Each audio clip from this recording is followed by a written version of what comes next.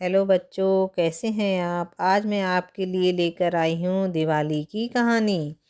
बहुत समय पहले की बात है। अयोध्या में एक राजा हुआ करते थे जिनका नाम था राजा दशरथ। उनके 3 रानियाँ थीं, कौशल्या, सुमित्रा, कैकेयी। और उनके 4 पुत्र थे, राम, लक्ष्मण, भरत और शत्रुघ्न। उन्होंने अपने सबसे बड़े पुत्र को अपना उत्तराधिकारी घोषित किया। रानी कौशल्या के पुत्र को राजा बनते देख रानी कैकेयी नाराज हो गईं। उन्होंने राजा दशरथ से कहा, हमने आपकी जान बचाई थी तो आपने 2 वचन दिए थे, आज उन्हें देने का समय आ गया है। आप भरत को राजा बनाएं और राम को 14 वर्ष का वनवास दें। राजा दशरथ बहुत दुखी हुए, लेकिन वे अपने वचन के कारण मजबूर थे। उन्होंने राम को वनवास भेज दिया। उनके साथ उनकी धर्मपत्नी सीता और लक्ष्मण भी चल दिए। तीनों वन में रहने लगे। एक दिन सूर्पनखा नाम की राक्षसनी आई और बोली, मुझे आपसे शादी करनी है। राम जी ने मुस्कुराकर कहा, मैं तो पहले से ही शादीशुदा हूँ। आप मेरे भाई लक्ष्मण से पूछिए। सूर्पनखा लक्ष्मण के पास गई, लेकिन लक्ष्मण ने भी मना कर दिया। ये देख सूर्पनखा बहुत गुस्सा हुई और अपने असली रूप में आ गई। उसने सीता को मारना चाहा।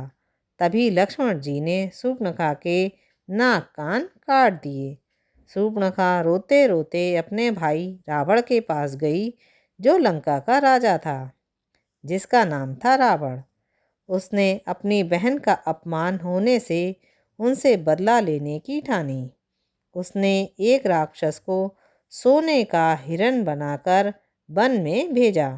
उसको देखकर राम, सीता, लक्ष्मण मोहित हो गए। उसे पकड़ने के लिए उनके पीछे पीछे भागे।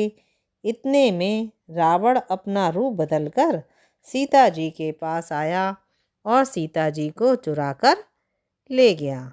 जब राम लक्ष्मण वापस आए तो उन्होंने देखा कि कुटिया में सीता जी नहीं हैं। तो वे दोनों उन्हें ढूंढने के लिए इधर उधर रास्ते में गए और उन्हें रास्ते में एक घायल पक्षी मिला। उसका नाम जटायु था। उसने बताया, रावण सीता जी को चुराकर ले गया है।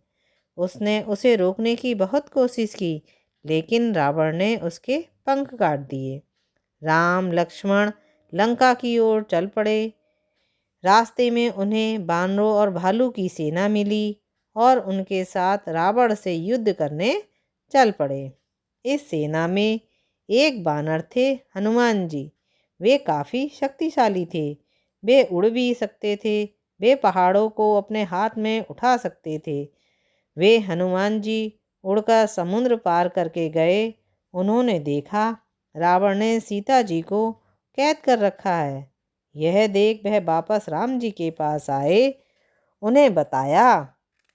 यह सुन राम जी ने समुद्र पर अपनी सेना के साथ मिलकर एक पुल बनाया और लंका पहुंच गए। लंका में रावण और उसकी सेना के साथ उनका घनघोर युद्ध हुआ और राम जी अपनी सेना के साथ मिलकर उनके सारे राक्षसों को मार दिया और रावण का भी अंत कर दिया और राम जी युद्ध जीत गए। उसके बाद राम जी और उनकी सेना सीता जी को साथ लेकर वापस अयोध्या आ गए। 14 बरस का वनवास पूरा कर जब राम जी, सीता जी, लक्ष्मण जी वापस अयोध्या आए तो पूरे अयोध्या में खुशियाँ छा गईं। सारी प्रजा ने अयोध्या में दिए जलाए और फूलों से सजाया गया और भगवान का स्वागत किया गया।